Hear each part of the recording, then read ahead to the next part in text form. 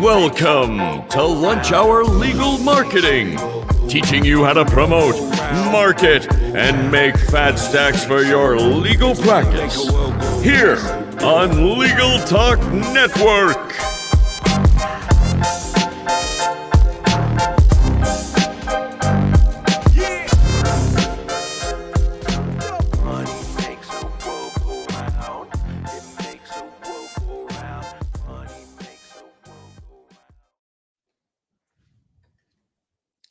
Money makes the world go round, babe. Happy Friday. How are you? I see you've got your on-air sign on. And yeah, someone told me to turn it on. And I've just been leaving it on, so I'm wasting energy. But okay. At least now it's neon in the background. So I think the turning on and off takes like 90% of the energy. Oh, in fluorescent bulbs. There you go. Useless information brought to you, or at least it's told to me by my dad. Whether or not it's accurate is a different question. How are you? I'm good. Yeah. Good. Shaking. Well, you're all dressed up. I'm dressed up. Yes, I'm actually going into the office and doing another interview later on today. Because we're hiring. We're hiring, man. Good for you. Yeah, I saw you posted some great numbers today on the socials. So congrats. It's funny, and so I'll give the context, and then we need to move into questions because we shouldn't be talking about ourselves. But I was an EOS, not non-believer, but cynic or suspicious. How about that? About EOS, we brought on a fractional integrator about 9 months ago, and holy cow! And I can't suggest that all of the changes are due to her amazingness. But I can tell you the results, we're up 40% on revenue, and I think it was 180% on profitability. So those were not the objectives, but that's the outcome. It's cool. Numbers don't lie. Fun to see. The numbers do not lie. The numbers do not lie. Lots of things do lie, but numbers don't. Ooh, marketers. Right. Marketers. You got a question? I got a question. We got a... Yeah. And by the way, dear listener, dear viewer, dear streamer, throw them at us. We will talk about anything if you give us the chance. So give us your questions and you can submit them. Now we're on Facebook. So if you're watching us on Facebook, it would be great if you came up with a question, even if it's what happened to Conrad's hair. So we know that the question interface on Facebook actually pipes into StreamYard. All right. What do you got, Guy? Oh, here we go. All right. This was a conversation I had yesterday, Guy. I want to see what your answer is and whether or not we were on the same page. Question is, this is from a large firm, I will call them a state sprawling firm. I think they're in 7 different states, PI firm. Director of marketing is a very, very smart individual. And he said to us, we were going over his LSA and pay-per-click strategies. And they were talking about how their LSA, the economics are getting worse. But in that, he said, I don't dispute leads from local service ads because I don't want Google to turn our volume down. And so while we believe there is a change in the quality, he doesn't want to rock this boat in case Google pulls the plug. There you go. There's a bunch of sinking metaphors for you in one statement. Guy, do you think this is a wise decision or not? Especially in light of what we talked about on the pod just on Wednesday. Right. So that's what I was going to say is listen to next week's episode. Right. Yeah. We talked, well, I guess we're going to give away because we got this question. So here we are. But the answer is to me is net. Is it still a profitable channel for you on its own? Because disputing is an interesting one. Okay. I don't have data on disputing, but as we talked about on the episode, leads per impression, maximize your leads per impression because that's how Google gets paid. And as long as those economics work for your firm, keep that volume going. But the question is does disputing, for those that aren't listening, that would be your Google's not going to get paid. And so theoretically, if our thesis holds, that would mean that would be a signal for Google to show your ads less, impacting volume. And so my attitude is if if your objective is to maximize volume and maximize leads per impression, and the economics of it still work, don't dispute. So there's a lot of questions. I'm going to ask you a bunch of sub questions in here. Yeah. You said leads per impression. I want to be clear for our dear listener. Is that a Google metric or a GE metric? Well, GE, Google. It's a metric that GE believes Google is using to decide how frequent to show your ads based on what GE thinks Google has used in other contexts, including ads, and the corollary in ads would be, essentially click-through rate. Because again, the short answer is this: when Google gets paid, they want to show your ad more. And so if your objective is volume, your ad more as long as it's profitable. Okay. As long as it's profitable. And so what the problem that the client was bringing up is that the quality, and this was germane to a specific market. So lots of markets. There's one market in which the quality has really dumped. It's PI and though? This is PI. Okay. And they don't dispute anything. And it's on the perspective that if you dispute more stuff, so there's two competing theories, and there's probably more, but there's two that we've talked about regularly. Number one is Google just wants to make as much money as possible. So as long as there's no theory about that. That's public knowledge. That's you can go listen to their shareholder meeting. They want to make more money. That's true. All right. So we have that. There's no theory there. But the other theory, the competing publicly traded company. I think my audio just went to garbage, so I'm gonna. No, you sound good. Take a moment and adjust. But the competing theory with that was, and this was early on, and I don't disagree with this either. Google was looking for data on signals on how the quality of what they were delivering actually was. They needed the feedback loop in order to continue getting their LSAs of better quality and therefore making more money. So the competing theory is give feedback to Google as quickly as possible in order to, because they want the feedback and therefore they're going to continue that. Oh, I think you might be conflating something. I'm not saying don't give the feedback. I'm just saying don't dispute the lead. Book the lead. The feedback is booked. But so you would book a lead and you would book a bad lead and not dispute it. Right. You are giving them bad data. They don't care. And it's costing you money. It's costing you money. It's gaining you visibility. All right. I'm fascinated with where you are on this. I will tell you. Well, again, if it's profitable, right? Let's do some, because I know this is on the fly. Okay. If it's profitable, so yeah. The if it's profitable part is and you're saying if it's profitable, use a big average and get as much of it as you can. Exactly. Let me frame it in very simplistic terms, but you got to check your own numbers. Conrad, would you trade a 10% additional cost per acquisition for 50% more volume from LSAs? It depends what my acceptable cost per acquisition is, but yes, fair. I get your point. Point. And I think where we are with this. So let me ask you a question. Here's a direct question. And I think our expertise disagrees on this. Does disputing LSAs, will that reduce your volume? That's what I said at the outset. I don't know, but my thesis is that Google wants to get paid, and disputing doesn't pay them. Okay. My read on this, based on the client stuff, is, and we really do push clients to dispute, and we have clients who dispute more than 50%, right? And see, that's my question is Google for any business that's like, I'm super picky about I'm disputing everything. I don't know, it's not qualified. Then dispute. Is that Google incentive to show your ads? I don't think they dispute everything.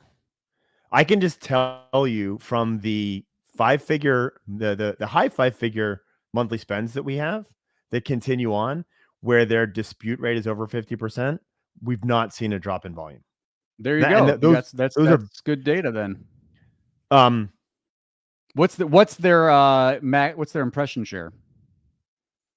on this. I don't know. I don't have that in front of me. I'm looking at See, it. if my attitude is if they're 90% impression share and they're disputing 50%, keep on going. But Okay. if they're 4% impression share and they're 50%, I don't care how much money they're spending. If their impression share isn't super high, I mean, super high is not a very scientific word. Super but high. That could be a thing to test to see if it improves their impression share. All right. But again, Okay. that's the problem is we have no insight into this. Is all guessing. But the only way to know the answers to these things is to try it, right? Tell that client, take a week and stop disputing and see if there's a change. Well, right. So this is the problem with running these tests with LSAs is it feels like it's a marketing channel on meth because you never know how it's going to respond or if it's going to come back, right? It's so like playing playing darts in the dark. So what you just said is like, okay, start disputing it for a week and see what happens. Well, what if it doesn't come back? What if the meth channel is like, la, and then that's the other pooch? That's the problem because it's so unpredictable. I think the other maybe this is the other school of thought that you were thinking is the don't rock the boat theory, right? So we've seen that play out in local too, where it's like, well, I got some changes to make to my GBP profile, but I don't want to rock the boat because I'm risking a suspension. Like maybe that's an idea. Yeah, I think that's a very real. I think in LSAs that is a much bigger issue. And again, the risk is higher for those that have higher impression share. You know, if you're at 4% impression share, your ads are showing, you can't spend. Yeah. Do something. Anything, right? Do something different. Right. If you're a 7-state PI firm that's at 90% impression share, don't rock the boat, baby. With your caveat, as long as it's profitable. All right. I think we've beat this one to death. From Guy and Conrad, we don't necessarily have consensus on this. I would say we continue to aggressively encourage people to dispute because the economics are starting to get ugly, especially in PI. All right, moving on. Your next one, your Dallas lawyer. Oh boy, Texas, you're killing me. Go ahead. You're gonna read this one. Y'all aren't gonna believe this, but I had a great return on giving away free t-shirts. I believe it. What's your return? I want to know your Dallas lawyer, what the return is and how you. I don't. Yeah, how'd you measure your return? How did you calculate return? Yeah, I mean, look, we talk about this all the time. You go out, you're at a. I'm not saying that your Dallas lawyer did this, but you're at a popular thing in Dallas. Like maybe there's a local event there. You're giving out T-shirts. People start talking about your T-shirts. They start sharing the T-shirts. You see all of a sudden the phone starts ringing. And the only thing you did was T-shirts. You can attribute it to T-shirts. I'll give you this. If you're giving away T-shirts, I don't understand the T-shirt thing. My drawers are full of giveaway T-shirts because I go to too many damn conferences, right? I now have a motorcycle T-shirt with like skull and crossbones on the back from the motorcycle conference. It's one of those things where it's like you look like a badass until you read the thing on your shirt. And it's like the Motorcycle Accident Lawyer Summit. If you're doing T-shirts, get yourself a T-shirt cannon, man. Go be that guy at the local baseball games or whatever the sports things are. Give away T-shirts with a kaboom. Yep. We actually talked about your this Dallas in our lawyers saying mastermind. they got a case. You got a case from a T-shirt. Game on, man. Brand awareness. It's not brand affinity unless your T-shirts were really clever, but it's brand awareness. And there's a reason that logo's sitting in the back, right? And there's a reason that you're seeing the little lunch hour legal marketing piece up on the top right hand, right? There's a reason you can do affinity. You can do affinity with T-shirts. Go. How would you do affinity with? No, you go. You tell me. How would I do affinity with T-shirts? I saw this morning. I can't remember who it was. Lawyer had just done a bunch of donations to the local fire department, right? So everyone likes firefighters. You're not picking a side. Sadly, well, I'm getting it political. You can't do that with the police right now because you're going to offend at least 55% of everybody. But firefighters, yeah, pretty good, man. Right? You can't go wrong with firefighters. So go give away a bunch of t-shirts. What I would do if I was thinking about t-shirts and Affinity, I would go to the fire station. I would give away t-shirts to children because kids love firefighters, not lawyers, but firefighters. And I would give away the firefighter t-shirts with a small emblem of your law firm on there. But I would give those away to children on July 4th or the pancake breakfast that they do to raise funds or something along those sides. But I would promote the firehouse, and I would do that through a t-shirt giveaway. There's Affinity idea off the top of my head. It's a good one. I'll give you another one that I've just seen recently is same thing with the kids. Okay, good. You got another one. Elementary school. They give the entering kindergartners into the elementary school get these like class of whatever year they're graduating high school with the high school branding, and you put your logo and your name on the back of it. These kids are wearing these to school. Everybody's looking at these things. They're taking pictures of them because like, look at my kid going to be graduating this year. And there you are. And it's so the affinity is with the local community, the local high school, and that kind of thing. I think a marketing agency could do t-shirts. I thought about this for a while. Do t-shirts with now I'm gonna why am I blanking on the Supreme Court Justice who recently died? Why am I'm blanking on her name? Ruth Bader Ginsburg. Thank you. RBG t-shirts, right? Give away RBG t-shirts with Mockingbird logo on it. That would be fun. So build Affinity, not just t-shirts. I got lots of t-shirts. Martinson Beeson t-shirt. All right. Your turn to read. Boy, David. He's talking about you. David's talking about you, by the way. Because I don't say anything. I'll read it. I hear you complain about Scorpion as a marketer. Why should I leave them? What are the red flags about their business? Those are two different things. Let me be clear. You can run a very, very good business and have no red flags about your business, but not necessarily be great to your clients. So I want to be super clear on that. I think I'm going to interpret your question to ask, what are the red flags about their business practices? And these are, for me, the reasons that I would, and it's not just Scorpion. It's anyone. Well, that's what I was going to say. Why don't we broaden it out and talk about red flags in general? Some of these companies might be deploying. Some of them won't not. We're going to talk about red flags in general by using Scorpion's red flags to talk about them. Okay. I will. These are the things that concern me. And by the way, I had a very nice conversation with someone at Scorpion recently, and I will share his counterpoint to exactly what I'm about to tell you. And you can decide for yourself what works for you. Okay. Number one problem is you do not have real access and ownership and agency over your own website. I find that to be problematic because it means you are beholden to your vendor. It is technology handcuffs that, and if your vendor's great, like Merry Christmas, it's not, we're not complaining about anything, but like you are beholden to your vendor. And that means you are beholden to your vendor for things like data, right? Like what's coming out of there. And if you can't align that to the way you want to make that report, you're now beholden for success metrics or failure metrics, but your KPIs are generated by the people who are trying to keep you as a client. I think that's also pretty problematic. I'll give you a simple example, an innocuous example, but like we go out of our way to filter out traffic from bots, right? You don't know if they're doing that. You don't know if they're not doing that. You don't know what traffic. Bots like. You're reporting on traffic. Idea. We filter out traffic. Yeah, we report on traffic. No, I'm saying what's the value of traffic? Traffic has no value by itself. Well, but this is this is a tangent brought to you by Attorney Sync. This is a great example of why. No. Hold on. Traffic's not why a good traffic SEO is a really bad metric, because if you yeah. don't filter out bot traffic, it'll look like you're doing great. Also, and I'm sure Scorpion doesn't do this, but if you think agencies aren't doing this, you are naive.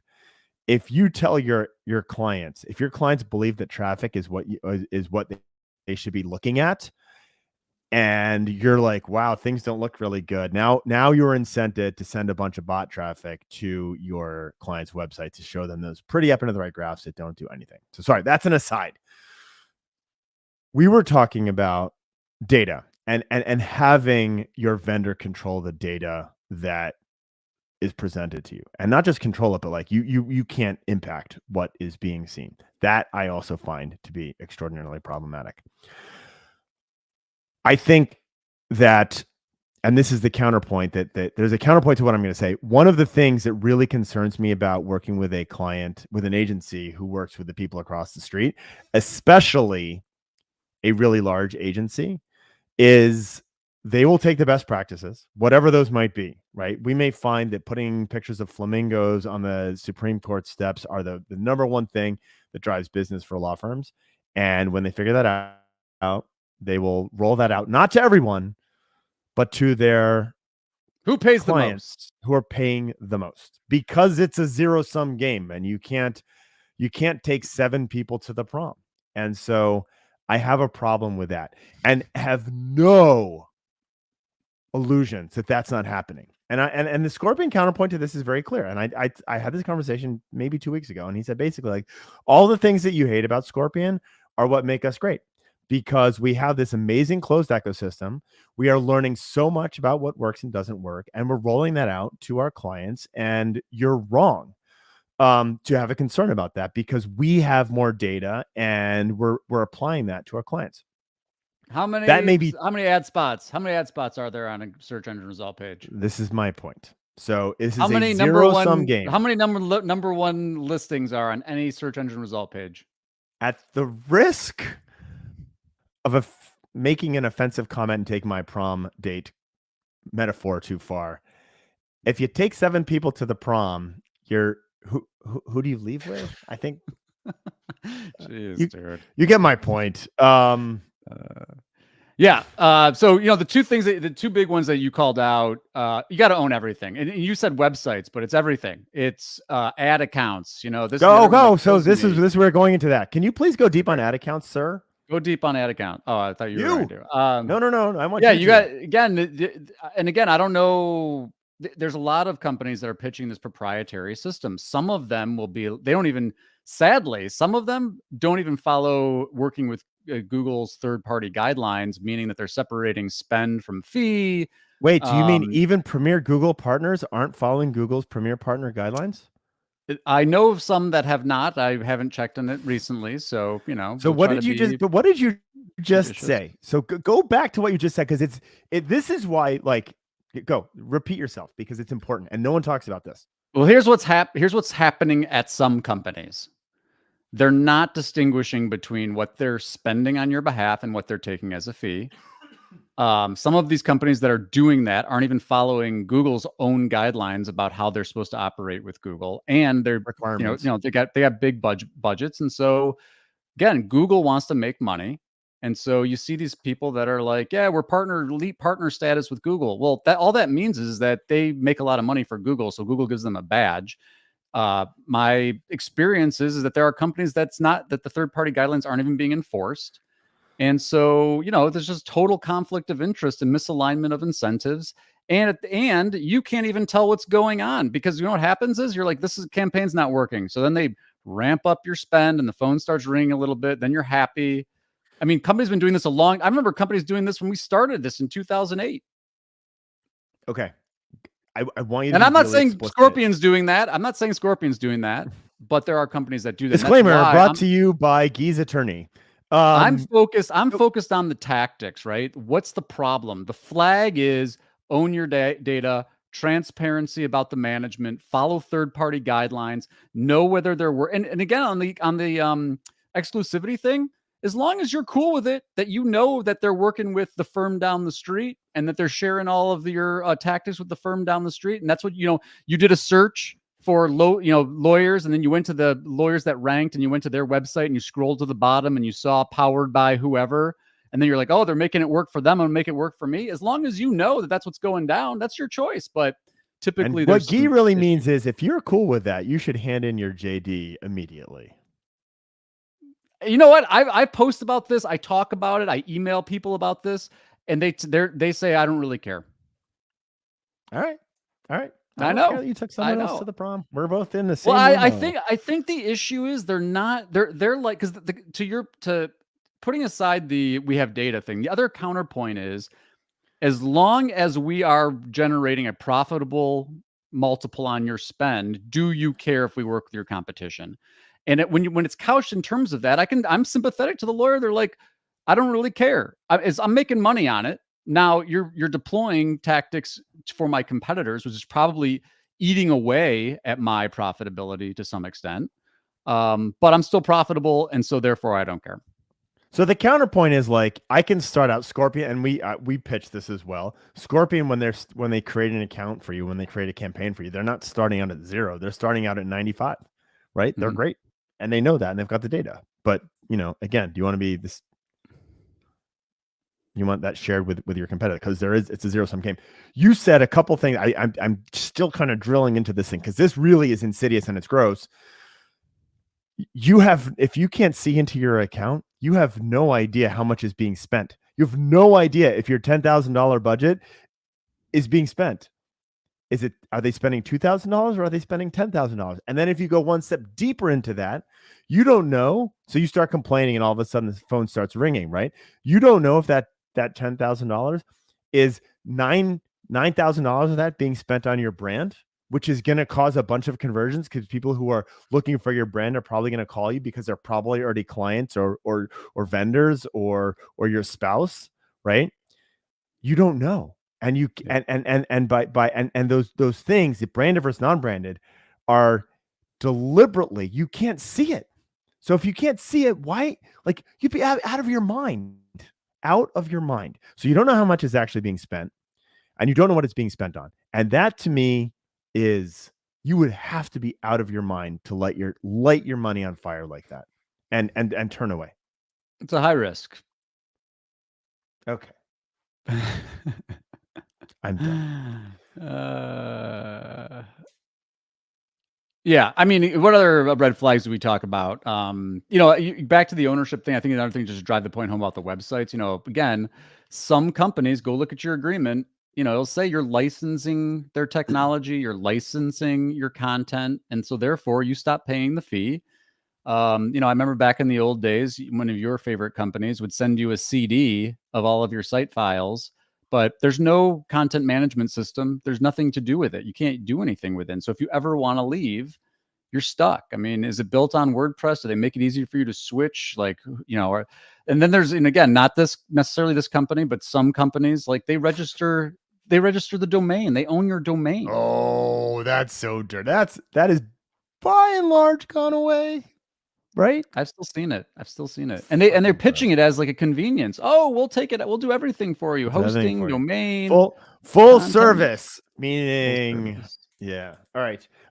So let me play defense a little bit, because again, I had a very nice conversation with someone at Scorpion the other day. I think one of the hits that Scorpion takes often is that their account executives are running 80 to 100 accounts. And how can you really do any work for 80 to 100 accounts? That's really there was only one person working on 180 accounts. No, it's an account executive, right? But yeah, like they right. have 80 relationships. Okay, that's fine though. I mean, I don't care about that. That's fine. You don't care about that. No, as long as you're. It depends on what that relationship stuff involves. Are they? Okay. If they're running tech. I mean, you're talking about ads in tech. Okay. So let me counterpoint. I would be. There's no way I could run our clients.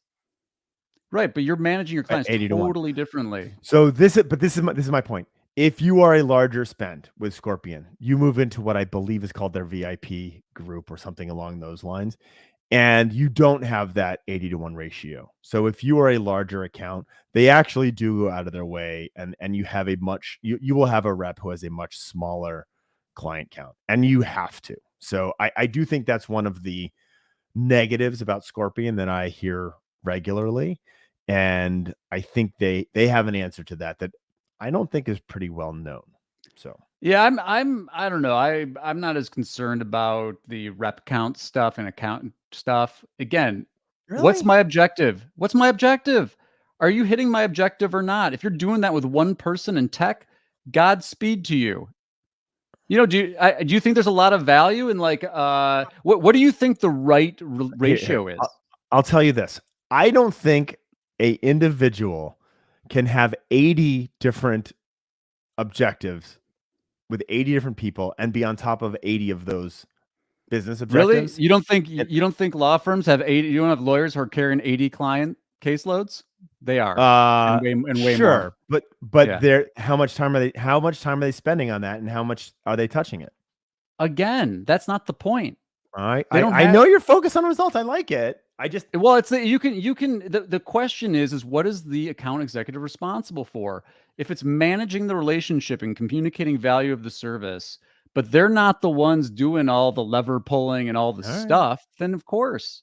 I mean, lawyers know this. They're doing it themselves. Most PI lawyer. I mean, I don't want to speak for all these PI lawyers, but in my experience, a lot of PI lawyers at volume-based businesses, they're carrying 100 cases easy, and they're doing a great job for clients. Don't They've I got don't disagree on that. They got paralegals, they got support staff, they got all this magic legal tech, they got all these automations that Conrad's been telling you to do. Automation. Oh man. Okay. All right. Next question. So now that we've both tried to speak nicely about Scorpion, I think we should have a brownie or something like that. We get a little karma point. All right, Mr. Lott. Here we go. What's the hardest part of marketing a law firm? Oi. What is the hardest part of marketing a law firm? I posted this on LinkedIn the other day. You think about your answer. I'm going to read out Go. a couple. Read your answer, and I'm gonna answers. and Well, it's then not my answer. I'm going to read some answers Okay, from LinkedIn. no, but if I can't come up with anything good, I'm just gonna be like, I agree with Murphy. Okay. Well, Charlie Mann's got a good one.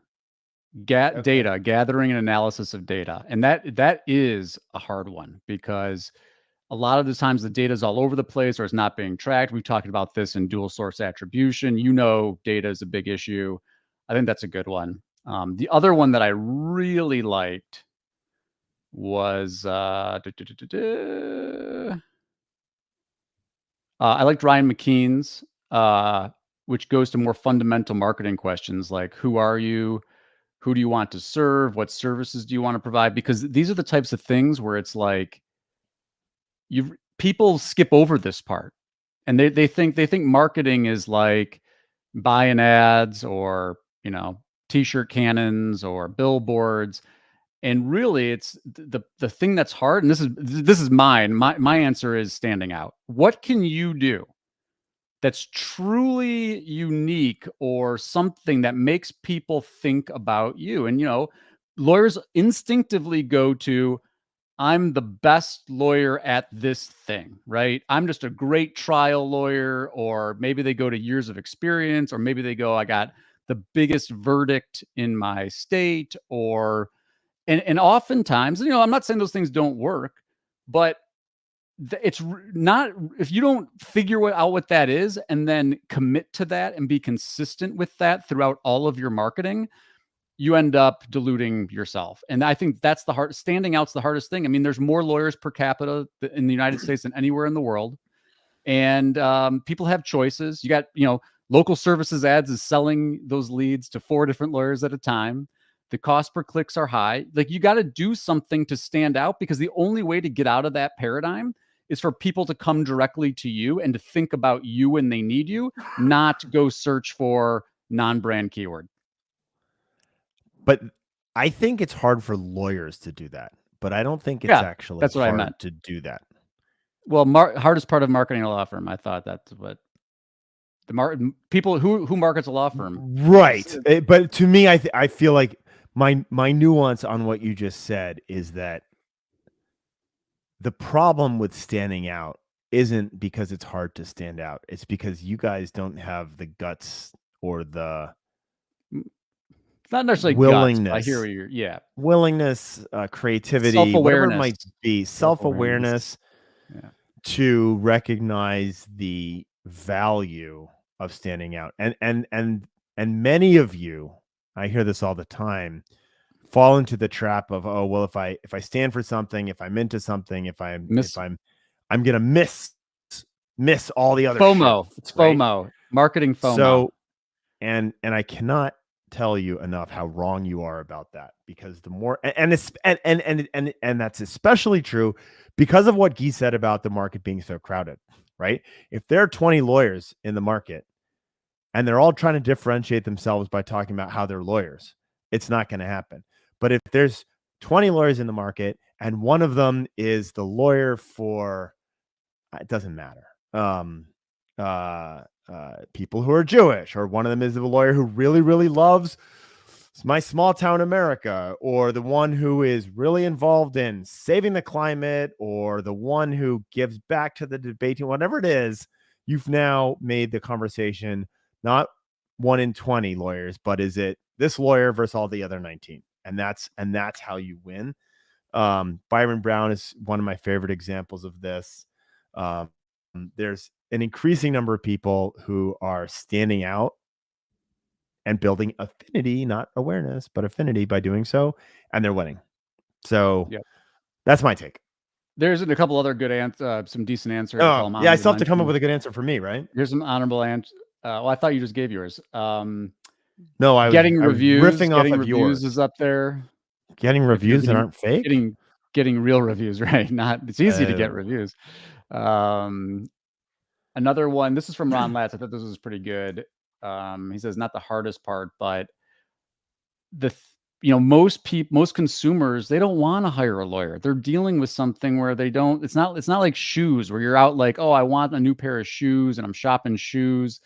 You're either something horrible happened to you most of the time, and so what Ron's saying is that it's consumers are spending their entire lives trying to avoid the services lawyers offer.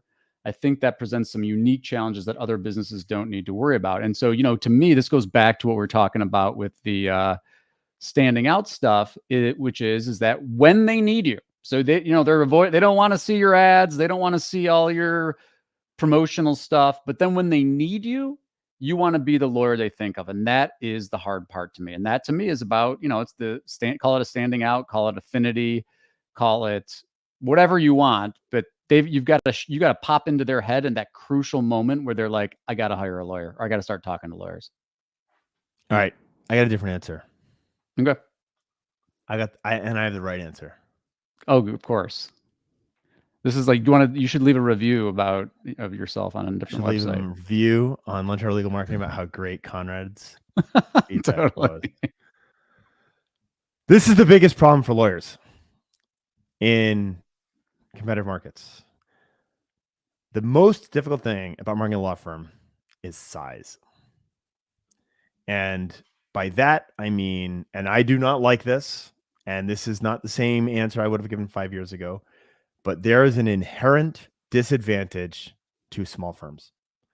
And I'll give you a couple of those things. Number one, you don't have enough data to make data-driven questions. So all this data-driven marketing stuff, like, you don't have it. You don't have it. That's one way in which it's a problem. Number two, the symbiotic nature of multi-channel marketing means that your TV spend is going to make your pay-per-click spend more effective. And your SEO effectiveness is going to make your radio more effective. And the more channels that you can actually play together, the better your economics are going to be. And why is that? Because they're self-reinforcing. Well, and back to Google even specifically makes it worse, because they'll do things like, built into the algorithm are things like click-through rate. And when you have a high affinity or awareness, you're going to improve the click-through rate. So you're going to perform better. Like, you mathematically perform better on algos, right? Yeah. So it's interesting because your answer is different than mine, because mine's about standing out, but it's the same objective, which is be in their head at the critical moment, but through, carpet bombing, through saturation marketing. Saturation, right? Like, right. There's a guy named John Morgan who's learned this very, very well, right? And so, let me give another thing. Like, the mere ability to deliver an amazing experience 24/7, 365 when you are a two-lawyer person with an overworked paralegal and someone who hates being there to answer the phones, right? It's really hard.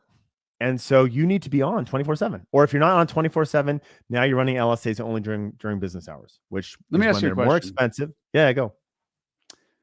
You have a Home Depot near you? I do.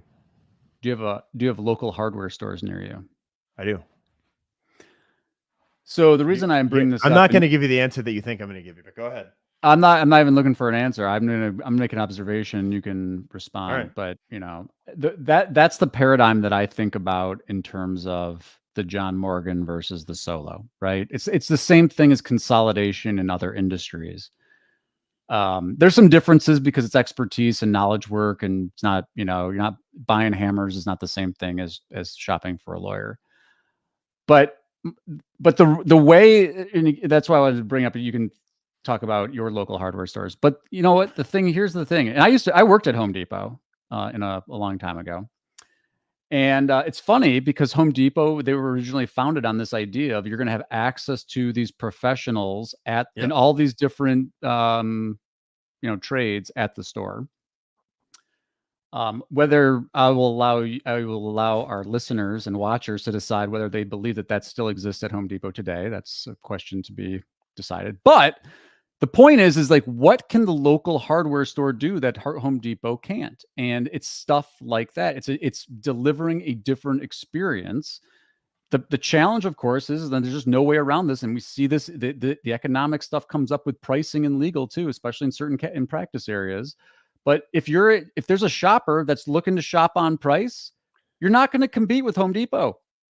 So you better find what is the thing that you can do, the experience that you can deliver that is going to be competitive with, the saturation market person. And again, I'm in a community that's saturated. I'm in Southeast Michigan, saturated with roadside billboards, saturated with TV and radio buys, saturated with even, it's funny because some of these people are advertising. They're like, I'm like, how did I get into your cookie pool? Because you're showing me all of your social ads, saturated with social ads.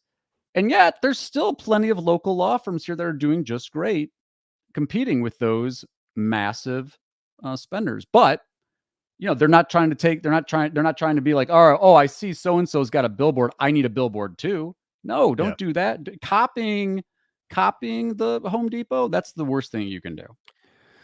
Well, I think I think this happens quite a lot where it's like, oh, they're running radio, I should run radio, or they're doing this and I should do that. And it's a singular mindset focus, a singular channel mindset, which is missed. I really feel for the smaller firm that is trying to stay relevant by tactically copying what the large budgets are doing. And this is why I do not believe every marketing channel fits into every law firm's reality.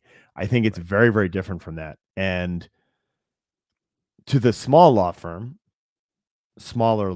the importance of having a market niche when you are surrounded by Lowe's and the Home Depot, the legal equivalent of those, is very, very real. That's it. That you without that, good luck. Right. But I think the lack of size and the lack of resources in a industry that is increasingly consolidating and becoming increasingly, frankly, sophisticated in their marketing. And on top of that, leadership at those consolidated firms are happy to be trading off individual margin for volume. Right. And what that means when they're happy to trade off for volume, that means cost per acquisition is going to be higher. And if you're not a volume shop, it's harder to play. It is a harder game to play. And so size, that's my answer. No, I think that's a really good one. The other thing that this all makes me think about, because then I start to get into the regulatory issues, right? So you're like, because you say you're sympathetic to the small law firm, and the small law firm has some things that they can actually distinguish themselves from the big law firm. Here's an easy one, right? Is John Morgan actually working my case? No, he's not. But But the problem is that the bar regulations handcuff lawyers from even be able to distinguish themselves. You can't compare yourself to other lawyers unless you got objectively, verifiably, blah blah blah. And so it's even worse from a regulatory standpoint. So I would say we should be out there being like, if I'm telling the truth, this is an objectively verifiable, true statement. Lawyers should be able to say what it is that they are superior to other lawyers about. And you get this right. When you get it, well, and that's the problem is like the rule says you can't be misleading, and it's like, and then I know Florida is one of my favorites, and I haven't checked recently if this rule's still on the books in Florida. Florida has some rule that you can't appeal to the emotions of the person you're advertising to, and it's like, huh? And then yet you go to Florida and you see all these billboards with like explosions and junkyard dogs and all this stuff. And you're like, what do you think they're appealing to? My sense of logic? Why are you being mean to Florida? Because it's so it's so exemplative of the issue around you want to be able to distinguish yourself. And then you go and read the rules and it's like, well, I can't say any of these things because it might be construed as misleading. Right. Because I'm appealing to the emotions of my audience. Huh? All right. We got any more, Mr. Lockwood? We went long on that one. We did probably longer than our poor listeners wanted us to, but here we are. Who's got other questions? What else is going on? Should I buy fake reviews? Yes, one of my favorites. I'm all over this fake review thing right now. And again, going to the size thing, you don't even have to be big. You can be a firm of one person buying thousands of fake reviews. And I don't think people realize how bad this problem is. They really don't. How about fake followers to podcasts? Would that help? Right. Fake followers, fake reviews, and the reviews one in particular. I mean, it's all nastiness, but the answer is no, you should not. Again, people will say, well, how am I supposed to compete? And I'm like, let me ask you a question. I'll put it to you. Okay. Lawyer calls up and they're like, I need local SEO, Conrad. And you, because you're a smart marketing person, say, well, how many reviews do you have? And how many reviews do you think you can get over the next 12 months to be competitive? Yep. How many, and you're in any market that's got, 10 times reviews. What are you saying? Are you just like, look, local SEO is not for you today?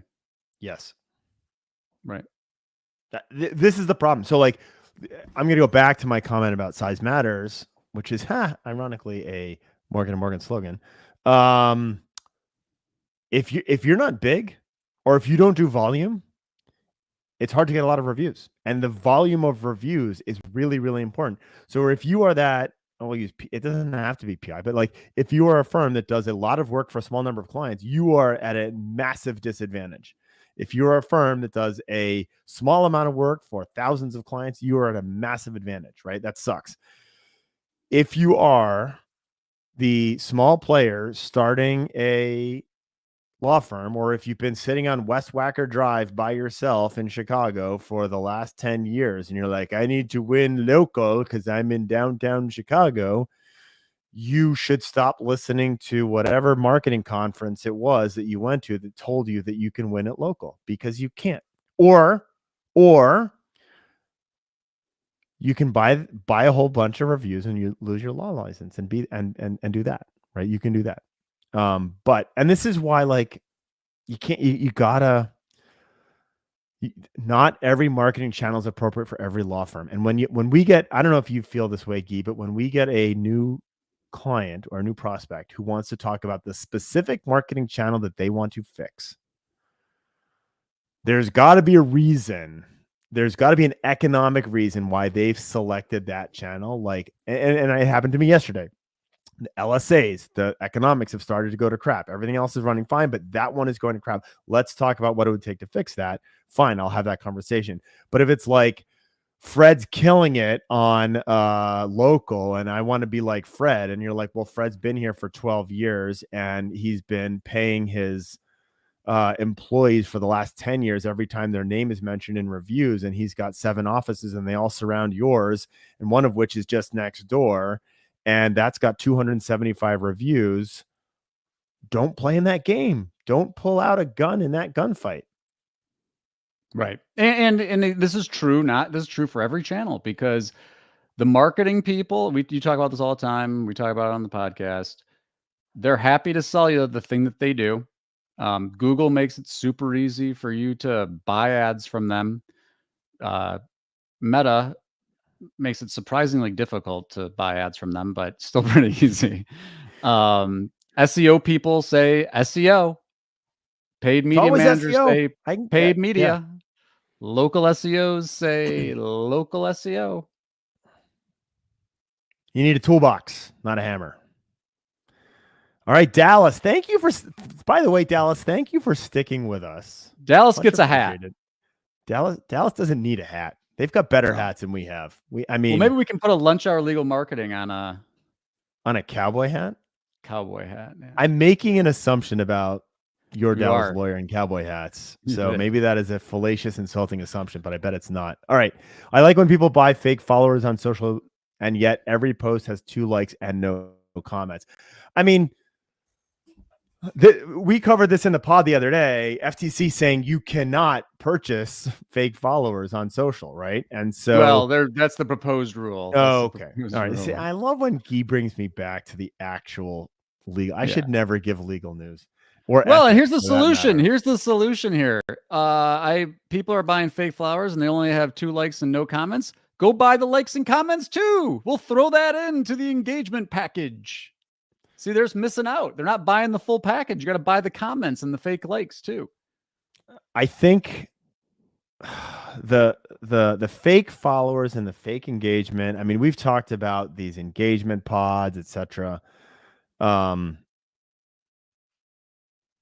Part of me just wants to think like I have 2 sizes. One is like, okay, you're engaging with a bunch of people who are never going to buy from you, and the algorithms are going to make sure that, like, if all of your comments come from Thailand, that the people in small town USA aren't going to see them.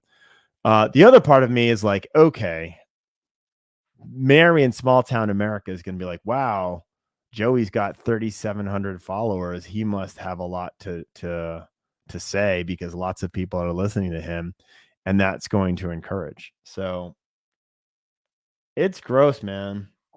It's gross. It's really a problem. And again, this is endemic of the internet in general. And I think we used, especially in the review context, we used to say things like, someone's going to crack down on it, and nobody's cracking down on it. And now the problem has exploded to the point where you can go online and see some of these firms. They're opening up. So the game plan right now is you partner with a firm that's trying to expand. You got budget. You partner with a local law firm. You create a relationship where you're in a local office. You create a Google business profile and you buy reviews. And, there's nothing to stop. No one's stopping this. And they're taking market share from lawyers that have been around for a long time, that actually have physical offices and are actually working in that jurisdiction. They're taking cases, and consumers are not, for the most part, they're largely not sophisticated enough to go in and do the research, right? No, no one's got time for anything. So you go on, Amazon trained us, you buy on reviews. So you go, you look, they got a lot of reviews. Looks like they got more reviews. Call them, hire them. You're not going to see that this is the same review on 20 different locations. Right. Yeah. You're not going to see that it's a review of it's one review. Another new dirty trick is these people are selling these reviews. They're locking their profiles, so you can't see where they actually put reviews in other places too, because Google lets you do that. Grossness. All right. By the way, your Dallas lawyer said he's Googling how much it costs to buy a t-shirt cannon. I think we've done that in one of our masterminds. Cannon. I want a t-shirt cannon. I think the ammo is going to be more expensive than the cannon after a little while. I think it would be funny to have a personal injury lawyer with a t-shirt cannon. There's just the jokes kind of write themselves from there. All right, Mr. Lockwood. I think we're dunsies. We're dunzos. We're dunzos. Dunsies. Yes. Dunzos. Thank you to everybody who showed up to this office hours edition. Please do provide us feedback however you see fit. And if you aren't not subscribed to Lunch Hour Legal Marketing, go subscribe to the podcast, the newsletter. Get more Conrad in your life. Get more Conrad. Yeah, get more Conrad and Guy. Thank you for joining us. We will be back in 2 weeks, right? 2 weeks? So I think so. every 2 weeks. Conrad, Save your questions, happy- send them to us at a time. It's a good time. Have a great weekend. I love the y'all, by the way. Appreciate the time that you're welcome. Someone was saying the other day, they like being able to say y'all brings a smile. And I mentioned that we have a client who the only person in my life who can call me honey who's not my wife is this very, very Southern client. She calls me honey all the time, and I love every time she does it. Anyway, enough of that. We'll see you in 2 weeks. Please sign up to listen to the pod. The next pod coming out is going to be really, really interesting. Guy and I go deep on link building and the recent news that link building and therefore SEO is dead. Have a great weekend, Conrad. You too. I'll see you later.